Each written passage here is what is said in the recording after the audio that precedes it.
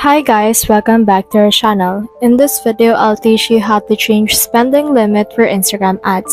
So if you want to know how it's done, then this video is for you. In order to do that, just click on this create an ad right here on your business's Instagram.com. And then from in here, this will load your Instagram. Now this right here will enable you to choose the content that you want to put an ad into. For example, I'll add an actual ad to my post right here, then click on next, and then from in here this will load again, and then this should be able to show me this boost post.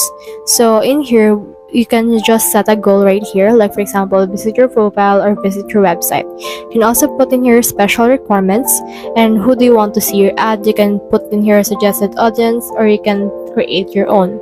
Now under here you should be able to see this, what's your ad budget. As of right now, my ad budget is around 284 daily.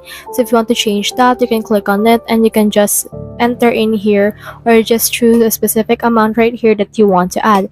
For example, let's put in here at around 8,500, and then this will look like this. So this will be the estimated daily reach. Just run this ad until I post it, or you can always set a duration. After that, click on this boost post right here and you should be ready to go.